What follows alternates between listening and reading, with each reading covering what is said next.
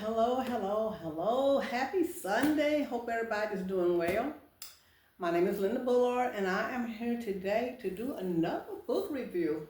This time, it's a book by the name of The List of Suspicious Things, and it's written by Jennie Godfrey. Um, this book right here, I have to admit, had I been at a bookstore and picked it up and read the back, I probably would have put it back on the shelf. It did not sound like something that I would enjoy, but I'm glad that I read this book. It's a coming of age story, kind of, I guess. It's about a young girl named Miv. She's 12 years old, and she lived in Yorkshire, England at the time. Although the book is fiction, some of the events surrounding the story were very real.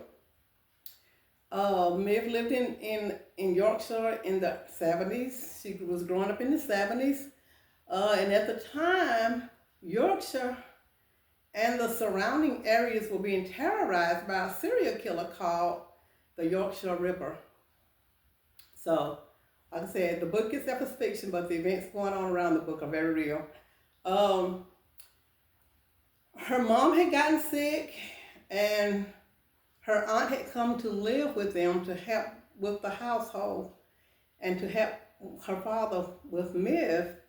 And she overheard them talking one day about possibly moving away from Yorkshire because of the things that were going on around them. Miv very much did not want to move. She wanted to stay right there where she was because she had a really, really good friend named Sharon, and she did not want to lose her best friend.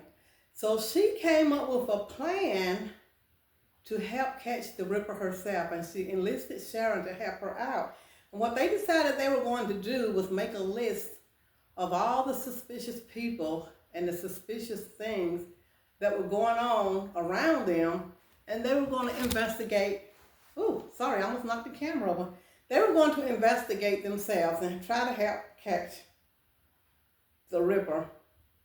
So they started watching the people around them, making lists of these people that they found were suspicious and writing down the things that they were doing.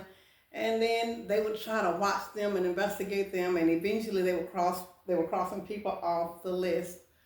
But a lot of things happened during their investigations. They learned a whole lot about the people in their neighborhood.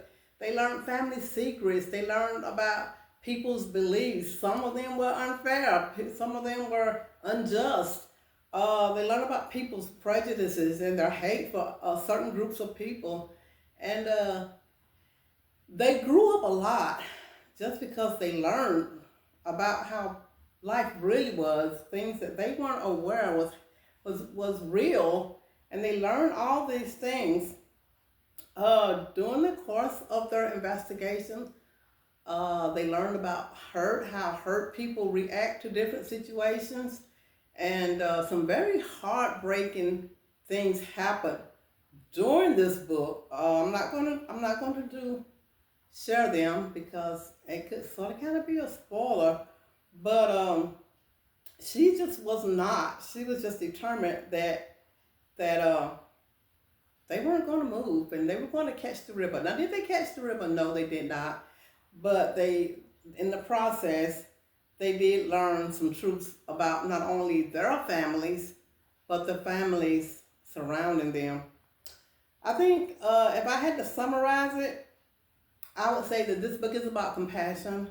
This book is about acceptance. This book shows that when people don't know things, when they are afraid of things, they act unfairly because people are afraid of the things they don't know. People are afraid of situations that they don't know about, and they act unjustly.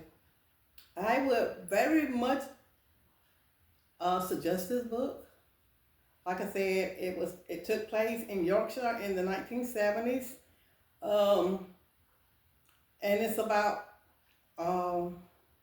two young girls who grew up faster than they should have because of the things that they learned about the people in their neighborhood and the mystery surrounding a lot of things that make them suspicious of these people. So, again, The name of the book is The List of Suspicious Things. It is a novel by Jennie Godfrey. I would highly recommend it. And I hope you all pick this book up. And if you do, let me know. Let me know if you read the book. Let me know if you enjoyed the book. This is my review for this book. And now I'm going to move on to my next book. I don't know what it is yet, but I will keep you informed. Have a great day.